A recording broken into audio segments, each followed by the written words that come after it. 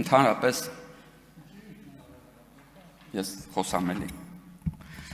Ընդհանրապես, երբ որ պատմությունը ֆետիշացնում են, երբ որ պատմության ընթացքում սխալները փորձում են ամեն կերպ դրական եւ հերոսական ներկայացվեն, այդ սխալները կրկնվում են ապագայում։ Ասենք, ընդհանրապես փորձառու մարդը, երբ որ մեծ փորձ է ունենում ու ուզում է ինչ-որ բան փոխանցի հաջորդ սերունդին, ոչ թե խոսում է իր հերոսություններից, այլ խոսում է իր սխալներից։ 130 տարվա կուսակցություն եք, ունեցել եք ճակատագրական սխալներ ու ճակատագրական կորուստներ։ Ես կարծում եի, որ դուք այստեղ այս ամբիոնը կարող եք օգտագործեք, որ ձեր 130 տարվա սխալները ամեն օր հերթով, սենց փոխանցեիք ժողովրդին ու ասեիք ժողովուրդ, այս սխալը պետք է չարվի։ Այս պետք է չարվի, որ մենք օրինակ չդառնանք կոմունիստական Հայաստան, այս պետք է չարվի, որ սենց չլինի, то մինչև մեր օրեր, այս պետք է չարվի, որ Գյումրիում կոմունիզմը չհաղթի եւ այլն, բայց փաստորեն ամեն անգամ մանավանդ պարոն Գեգամ Մանուկյանը այստեղից գալիս ու փորձում է հերոսացնել 130 տարին, չի կարա 130 տարին կատարյալ հերոսական տարիներ լինեն, ընդհանրապես չի կարա։ Ու հա, պարոն Գեգամ Մանուկյանը ճիշտ ասում, այո, դուշման վարդանները ու մի քիչ sense կրոնական բան մանիպուլյացիան, նաև հեթանոս գագոները հաղթեցին ռազմական առումով պատերազմը, հա, 80-ականների վերջ 90-ականների սկիզբ կարելի ասել։ Բայց ինչ արեցիք դիվանագետներով դուք։ Դուք դիվանագետներով ձեր առաջնորդի հետ միասին անընդհատ Հայաստանը մաս-մաս վարձ էիք տալի, որպեսզի այնտեղ ռազմական այդ այսինքն իրավիճակի տնօրինումը մնա Հայաստանի ձեռքերում։ Ընդհանրապես վերահսկողությունը պահպանելու համար Հայաստանը մաս-մաս գույք պարտքի դիմաց, հեծ, մյուս ամեն անգամ այսպես վարձով տալիս էիք դիվանագետներով, որ պահեիք այդ դուշման վարդանների եւ հեթանոս գագոների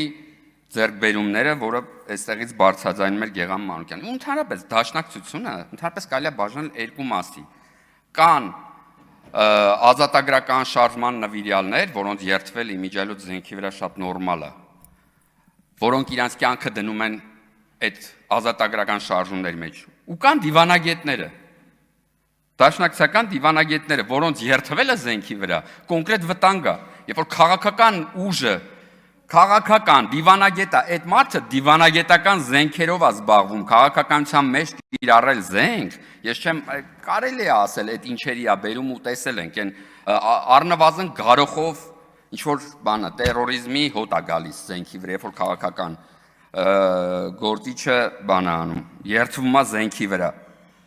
Բայց դուք եկել եք հպարտորեն այստեղից ասում եք, որ մենք դիվանագետներով ազատագրական պայքարի դաշնակցականը գնում է, էլի եմ ասում, իր կյանքը դնում է։ Իսկ դիվանագետ դաշնակցականը վերջում պարզվում է ամբողջ դաշնակցությունը հանձնում է ոչ դաշնակցական Ռոբերտ Քոչարյանի առաջնորդության տենց տակ, այսպես ասած։ Այսինքն ես ուզում եմ հասկանալ, այդ դիվանագիտությունը ո՞րն է դաշնակցության, հա, որ իրանց առաջնորդը ոչ դաշնակցական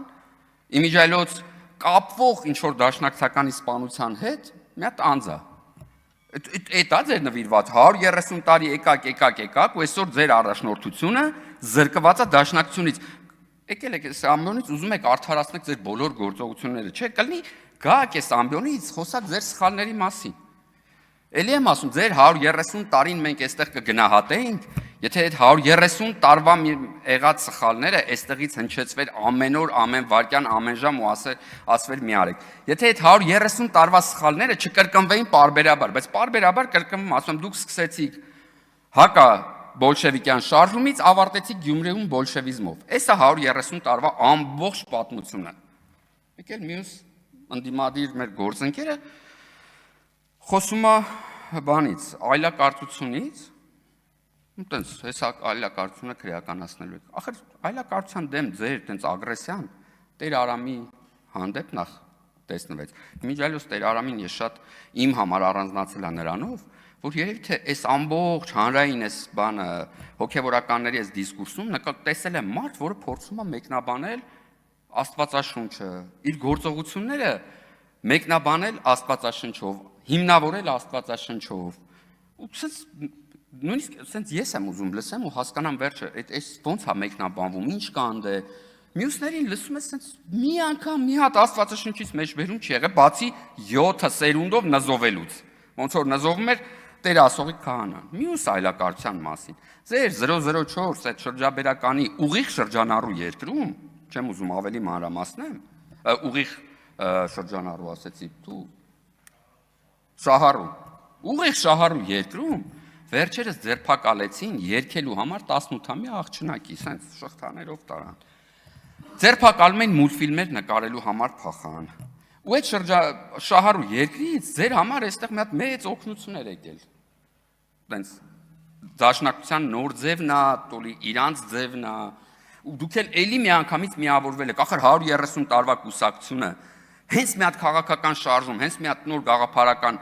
բան, տենց նոր գաղափար քաղաքականության մեջ տեսնի, եթե միանգամից կողքը հայտնվի որպես սատելիտ, բայց դա հարգանք է սեփական 130 տարիների նկատմամբ։ Հետո էլ եկել եք այստեղից էլի այլակարծությունից եք խոսում։ Մեկ էլ չեմ կարա չբարձրաձայնեմ, որովհետև ճիշտ ասենց անձնական խոսվեց, այտենց դեպքեր շատ ալում անդացուս եմ մնում, բայց երեկվա դեպքի մասին չեմ կարա չխոսեմ։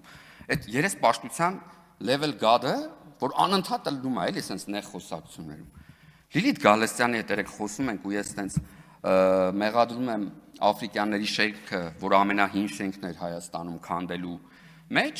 քանդելու համար, որը տեղի է ունեցել Սերժ Սարգսյանի օրոք, ու որպեսզի այդ երեսպաշտությունը լավ երևա, չեմ ուզում գլուխ գոհալ, բայց որ պատկերացնեք ինչ է անում Լիլիթ Գալստյանը։ Աֆրիկյանների շենքը մինչև հանրային ընդհանուր sense դիսկուրսը ակտիվանալը, շուխուր ընկնել, որպեսզի այդ շենքը մի ձև պահենք, որտեղ իրանք խափում ասում են քանդելու ենք, ուրիշ տեղ հավաքենք։ Առաջի ակցիան արել ենք 10 հոգով գնացել ենք Շուշա թխտել ենք սաղ պատերը գիշերով։ Երկրորդ ակցիան արել ենք 8 համարի կլուշների ակցիա, գնացել ենք ժեշտերն ենք քանդել, որ չտանեն։ Ու այդ ամեն ինչը sense գիշերով հայտնվել ենք վերակենդանացման բաժանմունքում, ես կոնկրետ քրեական գործ է հարուցվել եւ այլն։ Ու երեք Լիլիթ Գալստյանը ինձ ինչ ասում։ Ասում դուր էիր, որ ես աֆրիկյանների շենքի համար պայքարում եի։ Սա ձեր երեսպաշտության level God-ն է, ես չէի կարա սրա մասին չբարձրացնեմ, որտեղ միշտ եք սենց անում։ Միշտ եք սենց անում, դրա համար էլ մարդը բան է, ախր սենց էմոցիոնալ բաներ է ստացվում։ Ասում 130 տարվա կուսակցությունը սկսեց հակաբոլշևիզմով, ավարտեց Քոչարյաննա բոլշևիկական ինչ որ տենց բանով եկել են մեզ ուզում են խելք սովորացնել։ Այսքանը, շնորհակալ եմ։